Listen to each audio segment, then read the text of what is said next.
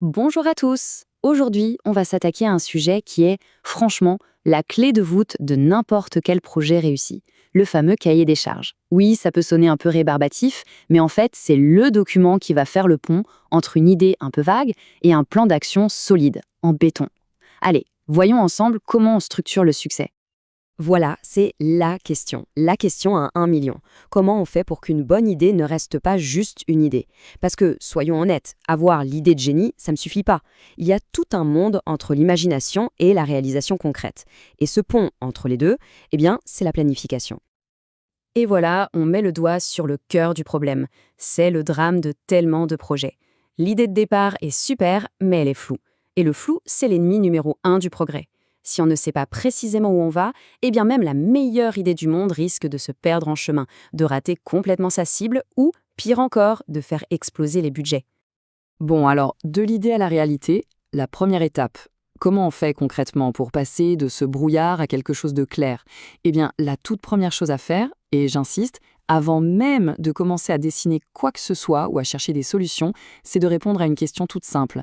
Quel est le vrai besoin? Le besoin fondamental. C'est la fondation. Si la fondation est bancale, tout le reste s'écroule.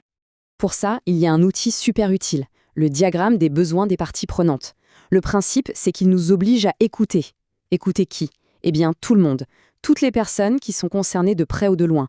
Les futurs utilisateurs, bien sûr, mais aussi l'équipe qui va développer le projet, tout le monde. Et là, l'objectif, ce n'est pas de lister ce qu'on a envie de construire, non, c'est de comprendre ce dont les gens ont vraiment besoin.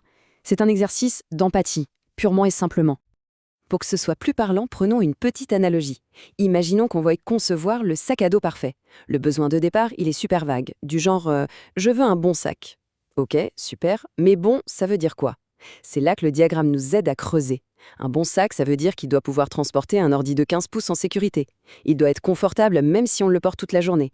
Il doit être résistant à l'eau. Ah, et puis il faut absolument une poche pour la gourde. Et tant qu'à faire, qu'il soit un peu stylé. On voit bien que chaque besoin devient beaucoup plus précis. Ok, donc section suivante. Que veulent les utilisateurs? Ou autrement dit, comment on définit ce qui est bon? C'est bien beau d'avoir une liste de besoins, mais comment on s'assure que le produit final y répondra vraiment?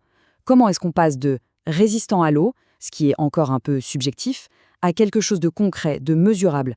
C'est là qu'on va devoir définir des critères de succès super clairs. Et pour ça, il faut bien faire la distinction entre deux types de critères. D'un côté, on a ce qu'on appelle les critères de choix. Ça, ce sont les qualités un peu subjectives, ce qui rend l'objet désirable, attirant. Et de l'autre côté, on a les critères de performance. Là, plus de place au doute, ce sont des métriques objectives, quantifiables, on peut les mesurer avec des chiffres. Alors, les critères de choix, les qualités, de quoi on parle exactement? Eh bien, ça peut être la qualité des matériaux, la durabilité, l'efficacité énergétique, le fait que ce soit recyclable, ou tout simplement l'esthétique, le look. C'est tout ce qui va jouer sur le désir, sur l'émotionnel, ce qui va faire qu'on va se dire «Waouh, je le veux». Et à l'inverse, voilà un critère de performance parfait. On ne dit plus juste le sac doit être léger. Non, on dit il doit peser moins d'1 kilo. Point. C'est clair, c'est net, c'est précis. À la fin, on prend une balance, on le pèse et on sait tout de suite si l'objectif est atteint ou pas. Pas de discussion possible. Et on peut appliquer cette même logique à tous les autres besoins. Par exemple, pour la résistance à l'eau, on va fixer un niveau. Il doit tenir 30 minutes sous la pluie. Pour la protection de l'ordinateur, pareil, on veut un rembourrage d'au moins 15 mm. Et pour la solidité, on va dire, les bretelles doivent supporter une charge de 25 kg. On voit bien que chaque besoin est traduit en une cible mesurable. Ok, donc là, on a toutes les pièces du puzzle. On a les besoins, on a les qualités qu'on recherche et on a les objectifs chiffrés. Il ne reste plus qu'à tout assembler. C'est là qu'on a construit le plan du projet, notre fameux cahier des charges. Donc si on résume le cheminement, c'est assez logique. Étape 1, on écoute et on recueille tous les besoins. Étape 2, on définit les fameux critères de choix, les qualités. Étape 3, on fixe des niveaux de performance qu'on peut mesurer. Et enfin, étape 4, on met tout ça noir sur blanc dans le cahier des charges. C'est la feuille de route.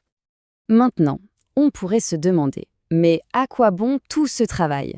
Pourquoi passer autant de temps sur ce plan? Est-ce que ce n'est pas juste de la paperasse inutile? Eh bien non, pas du tout. Chaque ligne qu'on a écrite dans ce document va avoir un impact énorme et très concret sur la réussite finale.